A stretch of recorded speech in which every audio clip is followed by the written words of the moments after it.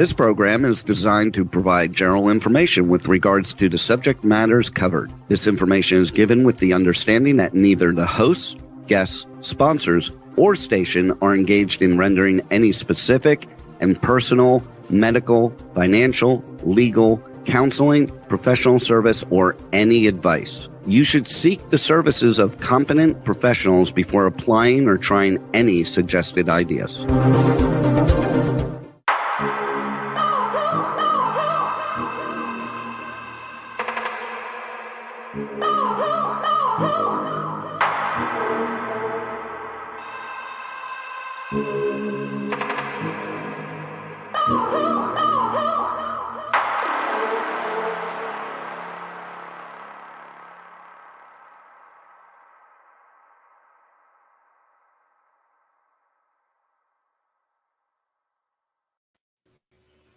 Good morning, truth seekers, true crime junkies. This is Nanette Bartow. I am back with Hit the Road Jack, Finding the Zodiac.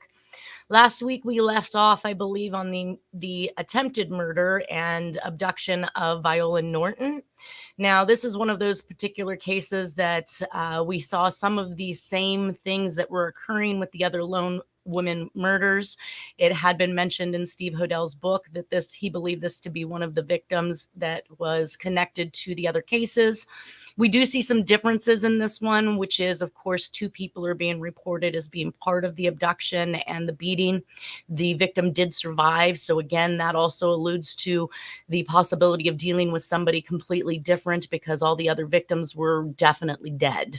So I can't really see them leaving somebody behind that would pull apart or take apart everything they've done and gotten away with at this point. So I do kind of on the edge of caution with this one, even though it is in the presentation like some of these other murders. I do believe that based on proximity and where Jack was, that he should be considered. Doesn't necessarily mean that I absolutely believe he committed that crime.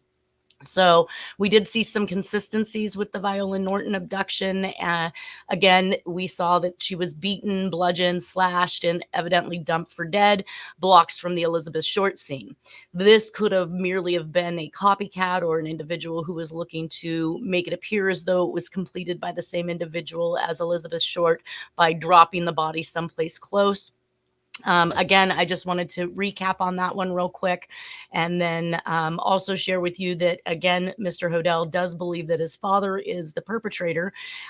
We have a very successful surgeon in the Los Angeles area.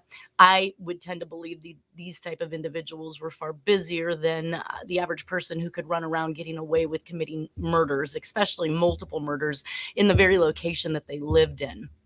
One of the things that caught me was that the handwriting expert in Hodell's book did match the authorship of the letters from the lipstick killer to the Black Dahlia, and even went on to say that that was a match to the Zodiac case as well.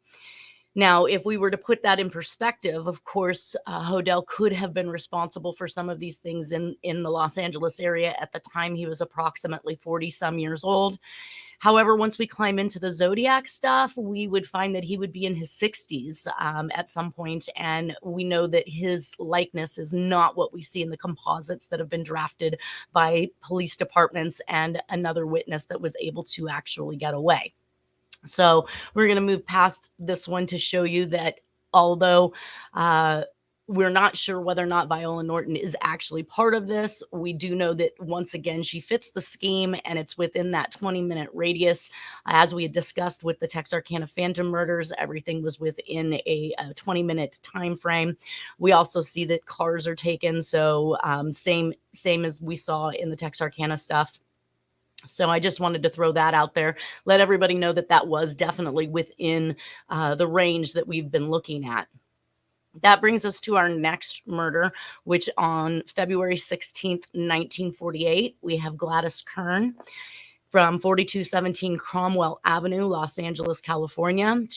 And this is actually a house that she's showing, so this is not her home. She's 50 years old, a real estate agent showing a house to a dark-haired man. She's stomped to death and possibly stabbed per the accomplice note to the police. I did find further information or evidence that would suggest that she was absolutely stabbed. So we are going to now say that yes, she was. We did actually even find a letter in regards to this particular crime on February 16th of 1948. This letter was found in a mailbox a half block from the Biltmore Hotel. And we're going to get more into what actually happened with Gladys Kern as we read through it's purportedly the accomplice's letter to the police or to law enforcement, maybe even to the press. I'm not sure who it was addressed to. But it says police received a long rambling note in block printing before the body was found. Now, this is something that we saw happen in the Susan Degnan case. We will talk about it in future cases, but the letter is always showing up before the body. They knew of a crime that was written by the suspect claiming to be an unwilling accomplice. This to me is a cross connection to a case we're going to look at in the future, the Oakland County child murders, in which case another letter from a purported accomplice was sent in. And we're going to talk about some of the same words that they actually used between these two letters. So supposedly written by the accomplice who wants to help the police, which is similar to that of the Hoover letter and the Allen letter to Dr. Danto in the OCCK case, and AKA babysitter or snowman cases, and that was circa 76, 77. So it is before they have the letter before the body is found, which is consistent with the lipstick killer and John Ramsey. The letters recovered in a mailbox a half block from the Biltmore Hotel, which is the last place that Elizabeth Short was seen previous to being killed. And I do know that we see, just based on the postcards from the Black Dahlia, that the perpetrator is actually watching the news and seeing what's going on. So he would have been aware of, even if he was not the one that took her from the Biltmore Hotel, he would have been aware based on news reports that that was the last place that she had been seen alive. So leaving that a half block away from the Biltmore Hotel is consistent with the lipstick killer leaving a message on a wood signpost a block from the murders of the lipstick killings. And then, of course, the Bauerdorf letter is left on a stone wall. So I haven't seen this letter in person, but the block printing is consistent with Lipstick Killer, Black Dahlia, Sherry Jo Bates, Zodiac, and D.B. Cooper. And I say I haven't seen this letter, but obviously I'm going to show you guys this letter. So I have, since I've written this presentation, found this particular communication.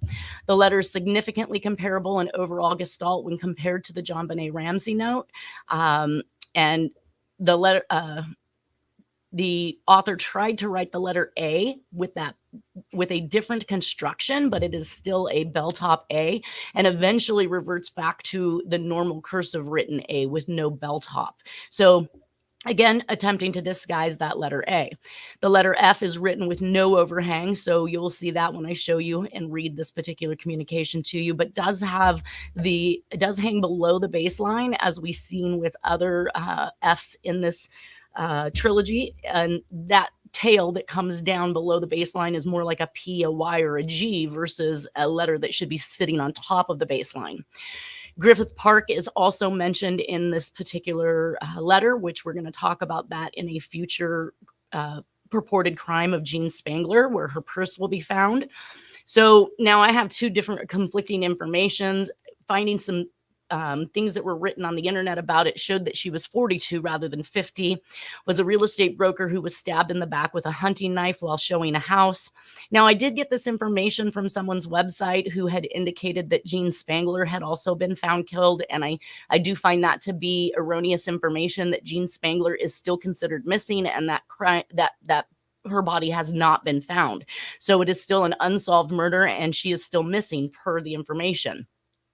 But it says, as she left her office, a woman working in a small laboratory behind the real estate office saw her with a large man, 6 foot, 200 plus pounds, with a full face. At some point that afternoon, she was seen with a man at the counter of a drugstore. Today, we would call that a meeting. He was about 5'10", dark curly hair. Now we're starting to describe Jack. Neither were identified.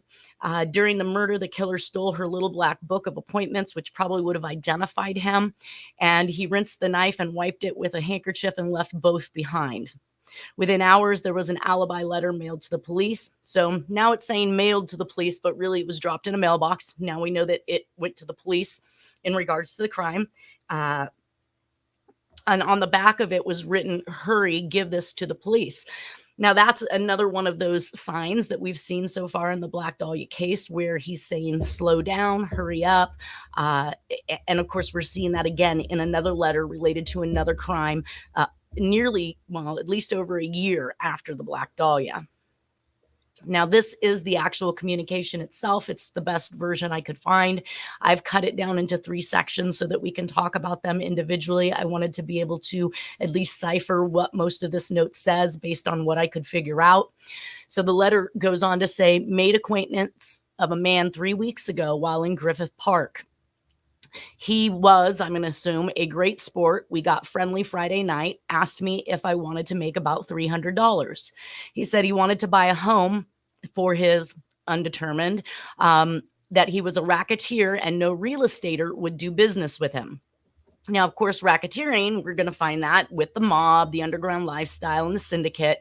So interesting that the mob is being played, or at least being proclaimed to be involved with some of this activity again. He goes on to say he suggested I buy a home for him in my name. So he would go with the person to look at the property to make sure it was, I'm going to guess, what he wanted. And I was to tell the real estater that he was lending me the cash. And he had to prospect property after looking at the house. Drove me to pick him up, and he followed in his car, then went to his house. Now, that letter kind of contradicts what was being stated as far as the newspapers were concerned, or the eyewitnesses who indicated that she actually drove both the gentlemen there. So now we're seeing that the accomplice is claiming to have drove to him and picked him up and then followed or had him follow him in his car, which would have meant there would have been 3 cars, basically, including the real estate agents at the property. So he said he went into the house alone to inspect, and I waited outside after. While something he got up to investigate there, I found her laying on the floor, him trying to get, I'm going to get the ring off her fingers. He pulled a gun on me and told me he had knocked her out. He knew I carried money, so he took my wallet. Taking the wallet was something like out of Armand Robles, maybe to use to create a patsy once again of another suspect. But so he did take his wallet, and then he said with all my money, he tied my hands with a belt, let me sit down on the sink, and attached the belt to the faucet. After he left, I got free and tried to revive her. When I turned her over, I was covered with blood, pulled the knife out. So now we're seeing that the accomplice is claiming that she is actually stabbed on the front end somewhere. So the information is all over the place when it comes to this particular case, but we do know at least she was stabbed based on the accomplice's version of it was in the front part, because when he rolled her over, he could see that knife. It says he pulled the knife out. Then suddenly I came to. I'm not sure what he means by he pulled the knife out and then suddenly came to, but he washed his hands and the knife and then looked in her bag, in her home phone and address, and then left and ran out. While outside, I found he'd put a small pocketbook in my coat pockets and he threw it away. Also in my pocket, he says, oh, looks like I'm missing what the also in the pocket was. Because then it skips on to say 37 Pontiac 4-door, very dark, number plates, look like 46 plates, but with numbers. About 5'10", jet black curly hair, wears blue, tan. I'm going to think slacks. I'm not sure where he's going with this, but we have information that showed that Jack and the Zodiac actually also wore a blue windbreaker and tan pants. So we're getting these words blue and tan. He told me he was a fighter and he looks it. I won't rest till I find him. Every place we went to together, I know that the man is my only alibi and I feel guilty. One of the interesting parts about the word together as I stumbled over that is that you can see in the communication the gap between to and gather. This is, again, the breaking of the words that we see that the Zodiac does. Also, the statement of feeling guilty is another statement we're going to see in the Oakland County child murders when the accomplice sends the letter in. He also claims that he feels guilty in a couple different sentences of that, actually. One, he spells it correctly. One, he spells it incorrectly. Again, another Zodiac 101. So the murderer had a gun and a knife, and he beat her or knocked her out, which is the bludgeoning of the head, all the earmarks for all the crimes that we've been talking about so far. This murder and letter occurred on 2/16/48, and there isn't another murder until 11 of 1948. So the murders suspiciously end in California when it appears that Jack leaves California and reenlists back in Texas. So our next murder occurs in Arkansas and relates again to the Texarkana Phantom, which is 5 hours from where Jack claims to be when he reenlists in the U.S. Air Force on March 29th of 1948 at Fort Sam, Houston, Texas. So that time in between, we're not exactly sure where he's at, what he's doing. We know he's traveling back and forth. But interesting to note that at this point, we're going to see a nice break, a 3-year break, in which case Jack is going to be in the military, and we're going to talk about that too. Again, the Gladys Kern is within the 20-minute leeway of the actual Los Angeles area. We do see the dark coupe. I put up there a picture of a 1937 Pontiac to give an idea of what type of vehicle or car that we'd be looking at from that day. And the accomplice had proclaimed that the suspect drove the 1937 Pontiac. Let's see, and Griffith Park. I think that's going to be... Oh, okay. So we do know that... I want to say which one was found at Griffith Park. We had a purse that was found at Griffith Park. All right, we'll find it. Either way, there's a cross connection between the crimes and Griffith Park. So basically, this particular accomplice is indicating that he met the suspect at Griffith Park. We are going to see that the purse of this individual is actually found at Griffith Park as well. So that's another interesting caveat to it. And we will see that with another case. I believe it's Jean Spangler, who goes missing. Her purse is found at Griffith Park. So there's a lot of relation back and forth to Griffith Park and several other parks for that matter. This was one of the pictures I found, one of the older pictures I found in Jack's belongings, and it looks as though he was attempting to make some copies of it. I do not know the time frame in which he was asked to do this. It could have been much later in the 70s. It could have been earlier. I'm not exactly sure. I do know that the writing at the top talks about the type of copies and prints that are wanted. So at the very top there, you can see that they're requesting for 2 5x7s colored enlargements. I find this to actually be Jack's handwriting. The handwriting below it might likely be the individual that's requesting or the woman that's requesting these prints. And we know that at the very top, which I accidentally cut off, somehow says 4 black and white originals. So they're looking for 2 5x7 colors and 4 black and white originals. This tells me, again, we know that Jack has had a photo lab in the basement of his house in 1972 or in some type of area of the house in 1972. Where he was reproducing, I believe, the pictures from this era. So here's just another hint or clue that Jack is very well aware of how photographs and processing of photographs work. So that brings us to the reenlistment on March 28th of 1948. We show that Jack is back in Texas, reenlisting in the Army Air Corps / Air Force at Fort Sam, Houston, Texas. He lists his address at this point in time as 102 East 17th Street, Austin, Texas. This might be Flova's address since he was known to keep hers as an active address for himself in Texas. And that's why we see this listed, because when he finishes out this particular stint of 3 years, we'll find that his address then is being listed somewhere else.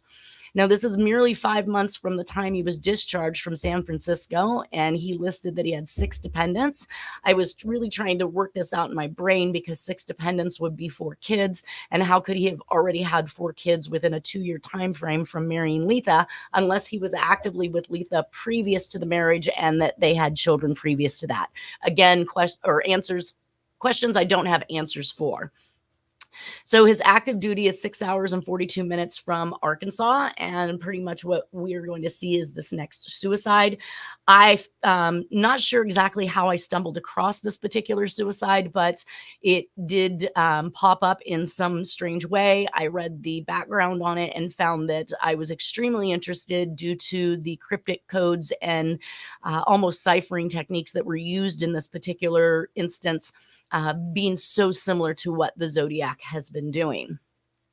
So this is a suicide confession, although I find that it may very well be a patsy, just like Arthur Lee Allen, just like Bush from the OCCK.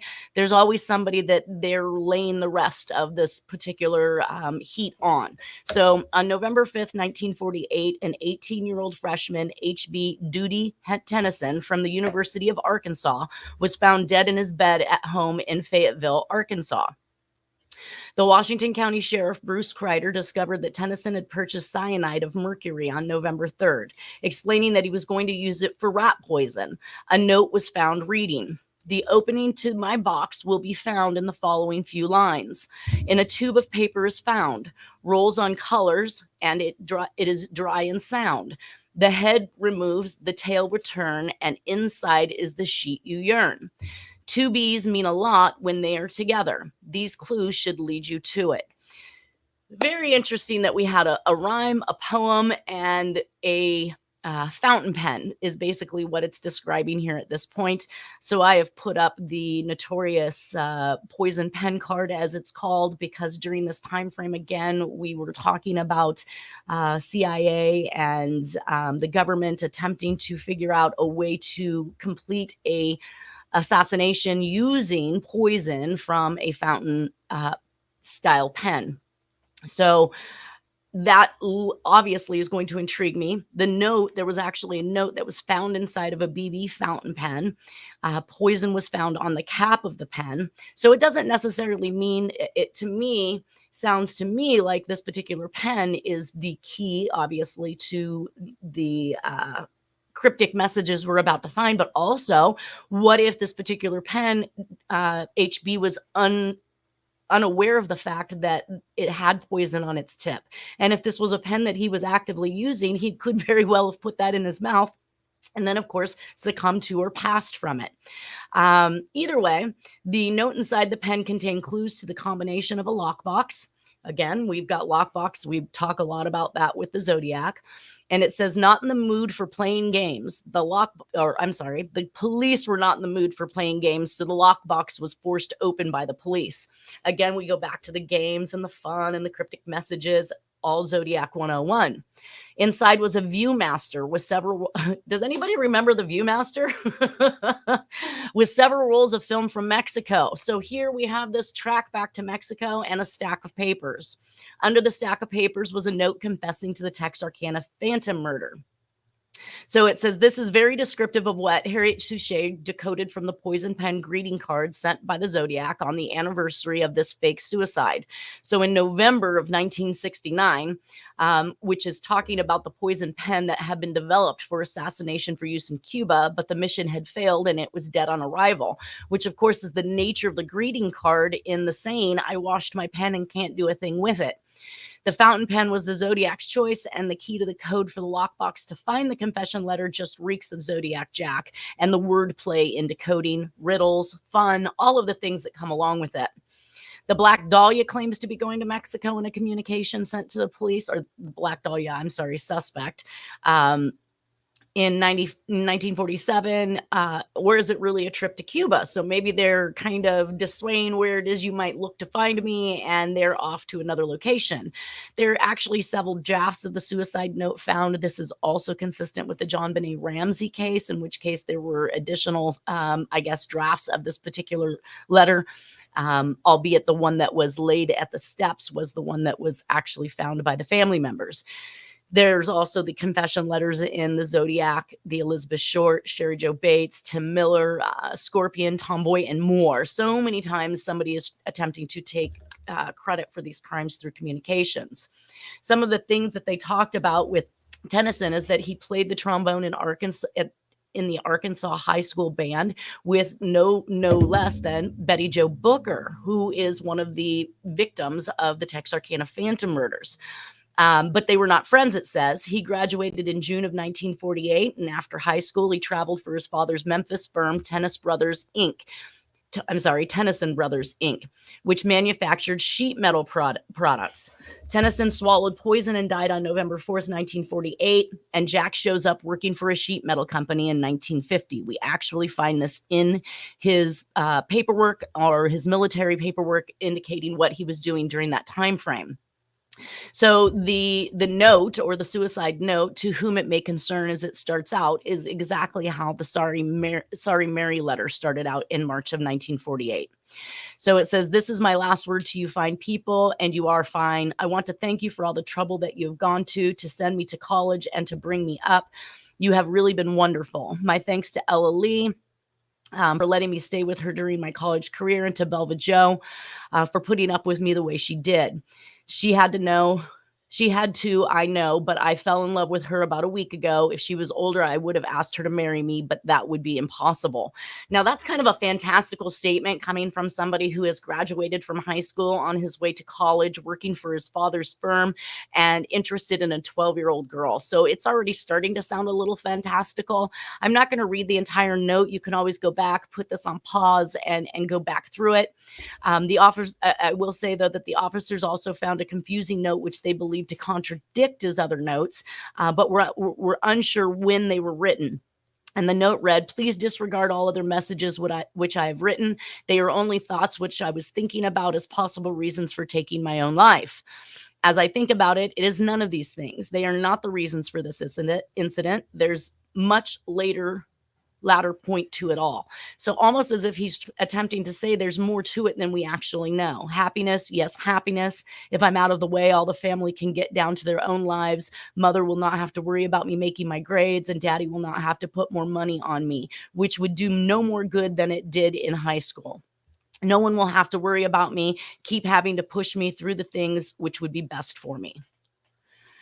So after much thought, I decided to take this way out, which is interesting because that statement alone is much like the suicide note found on the beach. Like, I had no choice. This is the only way I could do it. And we're seeing that again. Now, some of the friends had come forward. One of them, James Freeman, a 16-year-old friend of Tennyson's from Texarkana. He came forward and talked to, where did we lose?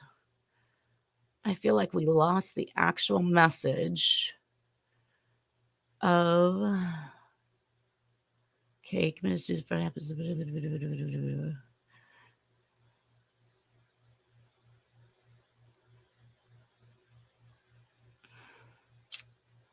Where did he say? Text and draft pencils typewritten. He had even created his own newspaper headlines. I'm trying to find here where the actual note is taking the credit for. Oh my goodness. Taking credit for the actual Texarkana Phantom. Either way, James Freeman explained that on the night of Virgil Stark's death, he was with him at Tennyson's house playing cards or checkers between 7 p.m. and midnight. That night, they both heard the news of Stark's death together. So Tennyson brothers, J.D. Jr. and Craig, said the confession and suicide were fantastic things induced by reading too many comic books. They both stated that he did not know guns and that he did not care for weapons, hunting, or shooting. All guns that Tennyson would have had access to did not match the bullets used in the Phantom murders. Craig said that he taught Tennyson how to drive a car in the summer of 1947, and the Bowie County Sheriff, Bill Presley, stated that he was notified Tuesday, November 9th, that the fingerprints from the Tennyson from H.B. Tennyson did not match those at the Booker Martin crime scene. So another interesting fact that would send us into a tailspin. A ballistics expert from Little Rock, Arkansas, revealed that cartridge cases of test bullets fired from rifles Tennyson would have had access to were nothing like the case of the bullets found at Stark's home.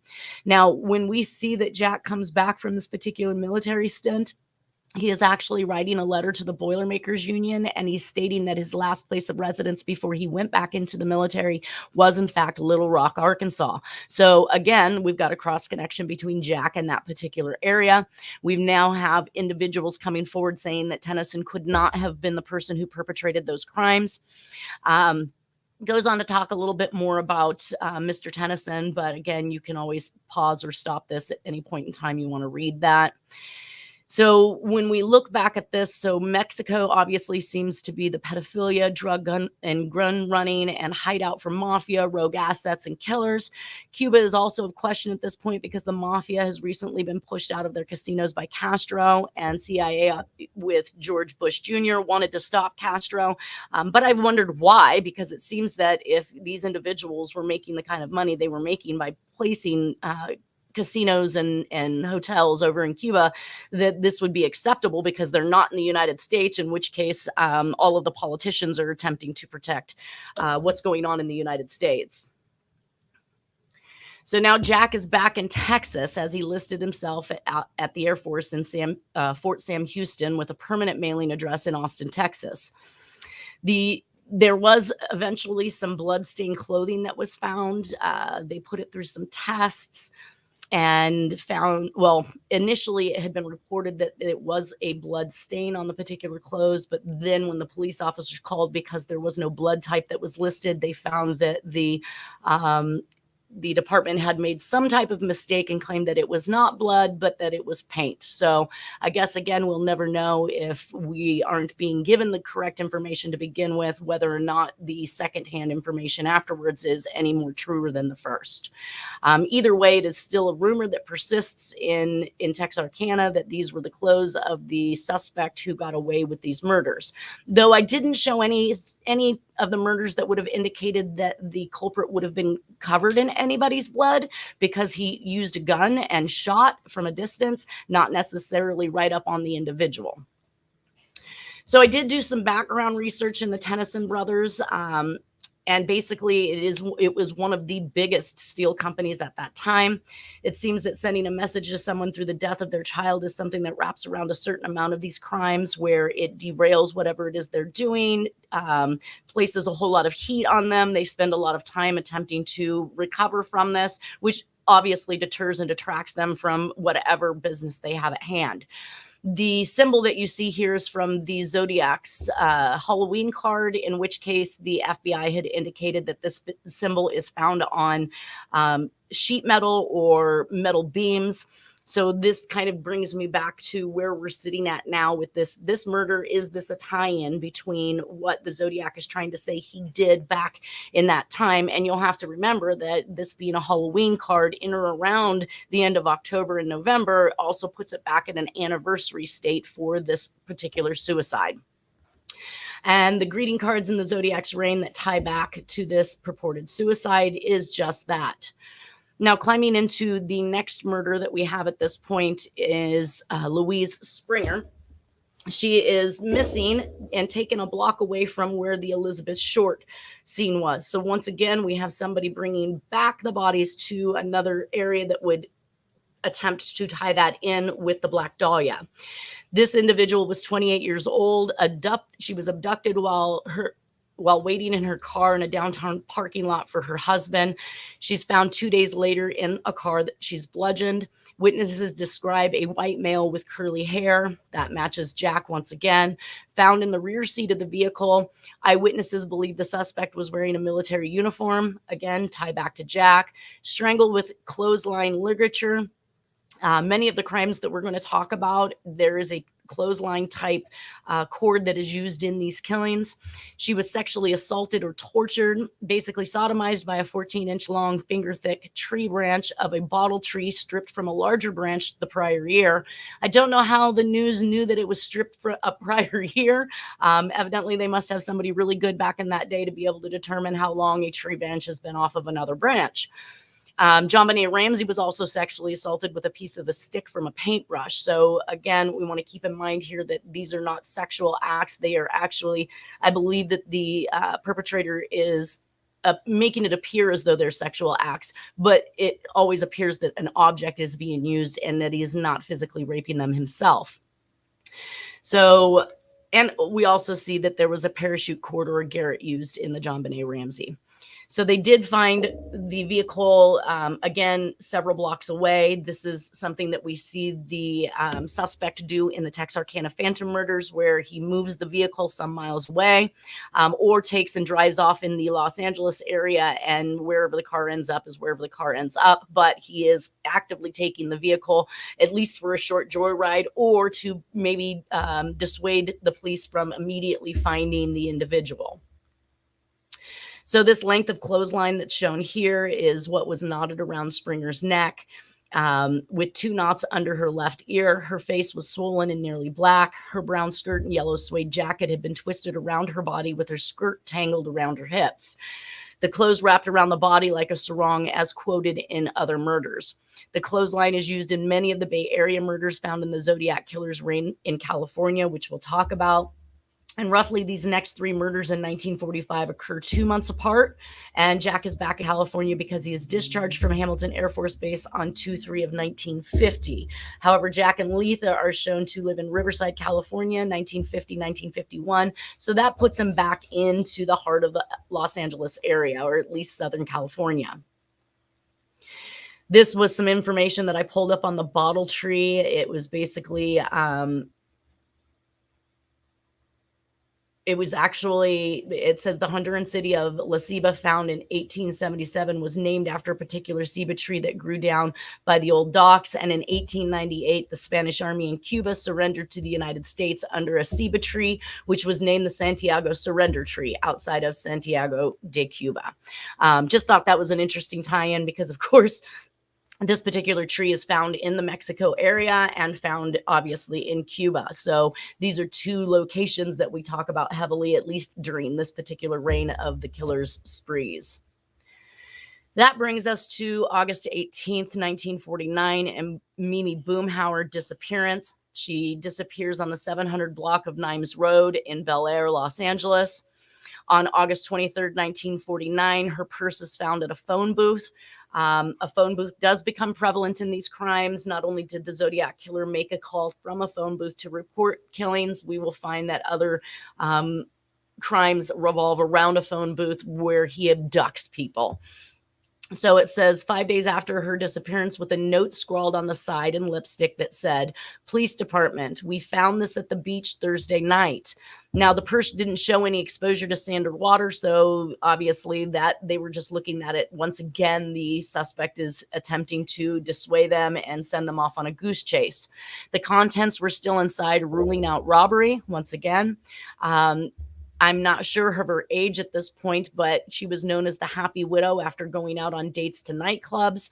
Her body was never found. I lead this back to the Zodiac making statements in regards to many being underground, so she may never be found. The purse was left in the Wilshire phone booth. The belongings that were returned by the Black Dahlia, and many murders become victims taken from phone booths in the future convenience stores. With a note written in lipstick, which matches the lipstick killer, Jean French, Mary Tate. We do see lipstick used in one of the murders of the Manson family, and more. So we found this at the beach. That might play into the Dear Mary suicide letter, which was left neatly folded on clothing in a beach. So a tie back there to that particular letter in regards to Black Dahlia. Once again, this one was within 25 minutes from the dump site to the abduction, or I'm sorry, from the abduction site to where the purse was found, again, leading back towards the Los Angeles area. On August 29th of 1949, Jack is promoted to sergeant in the Air Force, and the killings stop now for almost 5 years everywhere, so far as I can tell, unless I haven't found them. It makes sense since Jack lives in Riverside 1951 to 1952 with Letha, and Jack is enlisted until March of 1954, where he is back in Japan for a year of that. October 7th, 1949, we see that 27-year-old Jean Spangler it goes missing from 8033 Sunset Boulevard, Hollywood, California. I do note that Sunset Boulevard is where the Earl Carroll Theater is located on Sunset Boulevard. So I don't know if she actually went missing from the club. I would have to double back and see if that address is consistent with the Earl Carroll Theater. But she has been marked as missing. This would be the individual I stated I found on someone's website this last week who had attempted to indicate that she had been found murdered and listed various things that had been done to her. However, all the information that I can find still shows that she's missing. So I'm going to run with the information that I do have. And that says that Spangler was scheduled to report to a nighttime film shoot after the child support meeting with her former husband. Both of these turned out to be lies per her ex-husband in the studio. So clearly she was not up to any good when she left and had explained what she was up to doing or was about to do, and then went missing. So it says the starlet, a one-time roommate of Elizabeth Short's, again, we're wrapping right back around Elizabeth. Her body was never found after going out on a date with a new man and being seen in bars with a brown-haired man or two men, which reinforces the mob involvement. I know that they want to tell you on the internet that her sister had come forward and stated there was no mob involvement, but let me finish what I have going on in this portion of the presentation, and then we can make our own theories based on it. Her purse is found on the street at Hollywood's Ferndale entrance to Griffith Park. So again, tie back to Griffith Park. It was found on October 9th, 1949, 2 days after she disappeared. Now, Gladys Kern's killer wrote a letter stating that he was an acquaintance of the murderer he had met in Griffith Park, and Martin's automobile was discovered abandoned at the entrance of Spring Lake Park, while Gertrude's car turned up on July 18th south of Exposition Park in South Los Angeles. We are going to see a lot of parks involved with this particular crimes. Or the crimes, the MOs. A Griffith Park employee found Spangler's purse with its contents intact, but the handles were ripped off. So Mickey Cohen's associate, Davy Ogle, was seen with Spangler and disappeared 2 days after she did. Spangler dated David Ogle, an associate of organized crime figure Mickey Cohen. Palm Springs had been known as one of Cohen's favorite partying spots in 1949, and witnesses told investigators that Spangler and Ogle were seen in the Palm Springs area the week before Spangler vanished. The information that comes about afterwards is in 1950, a U.S. Customs sighting of Ogle and Spangler with another Cohen associate, Frank Nicoli, in a hotel in El Paso, Texas. Nicoli disappeared from California in September of 1949, so obviously right around all of this, leaving law enforcement to find only his car keys on a street. So now we have another individual who's gone missing, and some of their belongings has been found in some strange location. Custom officials believe that the three were headed back to Las Vegas, Nevada, but nothing developed from that lead. So Las Vegas, Nevada will also become an area that is a nexus for Jack and the mob. Both men were under indictment for conspiracy, underground crime, which is what we see in the mentioning of the El Paso, Texas, which once again was seen in the lipstick killing cases, with the letter found on Bill Hirons indicating that this is where the group was going to be. Spangler worked at the Earl Carroll Theater, which we do know the Earl Carroll Theater was the location in which the postcards from the Black Dahlia was purchased and were being mailed out. Black Dahlia obviously had some relation to, or the killer of Black Dahlia had a relation to this particular location. So Jean received fame from shows performed at the Earl Carroll Restaurant Theater, where the postcards from the Elizabeth Short murder in the Black Dahlia case was received. And the 1949 grand jury issued a scathing report on the unsolved Black Dahlia and New Lone Woman murders, and ordered that the investigation of these crimes be taken from the LAPD and restarted by the district attorney's office. So obviously the LAPD has been determined to be corrupt and in the pocket of the mafia and the mob, and there was no solve that was going to be possible or near in sight. So Nevada, as we cover some of that, Las Vegas, Nevada was brought up, and Nevada is where we're going to see one of the connections that Jack, the Zodiac, and others have. And this is where David Morales actually was said to have operated his hypnosis for assassination for hire program with the CIA, which we'll talk about here in the future as well. This particular gone missing and cited again is also equivalent to another missing individual that we'll talk about, Rogers, who was cited after disappearing in 1965.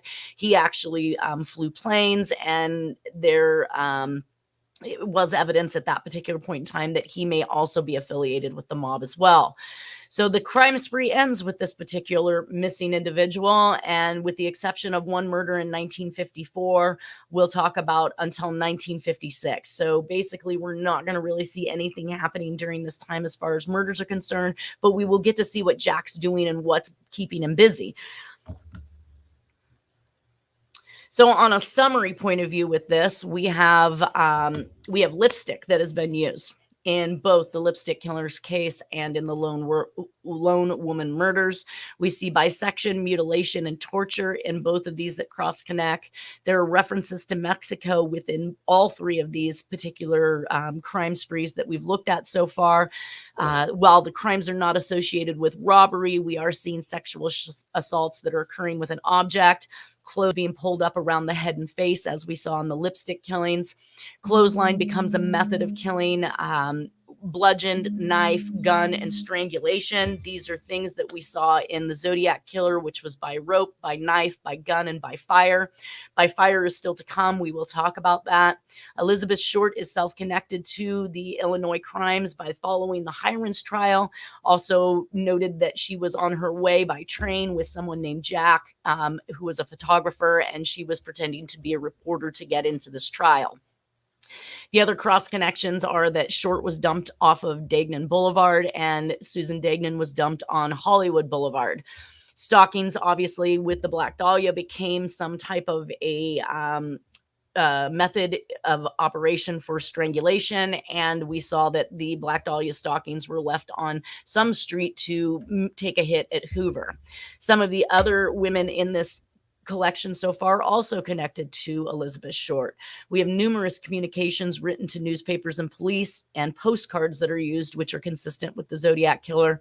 We see the mention of hurry up and slow down, which we see in both the lipstick and in the Los Angeles murders. Tells the media that they have the wrong guy. This is definitely from out of the Zodiac realm. Aware of aspects of forgery, Zodiac killer and the Scorpion understands method of operation for identification and how to beat it, at least in their minds. He claims he will turn himself in this particular last letter, which of course Bauerdorf, Lipstick, and Black Dahlia all stated they would turn themselves in. Hiron's gang is operating in El Paso, Texas, where Spangler is believed to be seen with the associates of the mob. Texarkana is connected to Tennyson suicide through cryptic messages, codes, and the use of a fountain pen, which we see the Zodiac later talk about, and the Freeway Phantom in Albany, New York. Several of these crimes have these cryptic messages or ciphering codes. The mob relations and style murders, indicating that murders are justified or divine retribution, or that they couldn't help themselves for what they had done or had to do, almost as if to say that they were being controlled by someone else and not necessarily just some wild random spree. The media and police connection is consistent with Lipstick, Zodiac, Lone Wolf murders, Black Dahlia, Atlanta, Georgia child killer, Freeway Phantom, Oakland County child murders. The use of a co-conspirator can possibly allude to there being more than one person involved in some of these crimes, such as the Oakland County child murders. We see the use of the words fun or comical references or having a good time. This is definitely Zodiac. Use of bandage and tape. A blue coat actually becomes a thing, as we discussed in some of these murders. We're going to start to see that be prevalent in many more. The Biltmore Hotel and Griffith Park connections tying these murders back to each other. Purse or belongings and car being found in other locations, and then threats of suicide, which match up with the Zodiac killer. The Lover Lane dump sites and killings all reek of everything that we've talked about so far. So basically, in the shorthand, there are a lot of things that connect these murders together, let alone the actual MO of the murder itself. But you can see how we have carried on through communications, the taunts or the things that are being said in the communications, and how they cross-reference as well. So a few more minutes here, but I do have some other things that are happening at this particular point in time. We have black ops programs and underground experimentation, secret organizations, and all the things that we are told but can never actually prove unfolds in this presentation. Our history books should cover the happenings of those that became in power and by what means they got there, so that we can vote accordingly for our officials that represent us. I still believe this even as of today, and the individuals who have ran California for the last 80 years. It looks like we've got about 1 minute. We can talk about a couple of these programs. The 1945 U.S. Atomic Energy Commission is responsible for Program F, which is a project on fluoride. I don't know if this rings a bell to anybody, but we have all been told that the water, don't drink the water kind of thing. But yes, fluoride has been introduced into our water system. So fluoride was the key component in the atomic bomb production and has central nervous system effects on its victims. It looks like that might be about all we have for today. We will pick up with Operation Bluebird and move on there, and how that affects or revolves itself around Jack during this time frame. And again, what Jack is up to. I'm really excited to climb into this next level of Jack and show you what he's accomplished over the time frame before we start to see these murders pick back up. So for now, everybody, have a wonderful weekend. Enjoy it. It looks like we are going to start to have some better weather, I hope. Everyone take care. See you next week.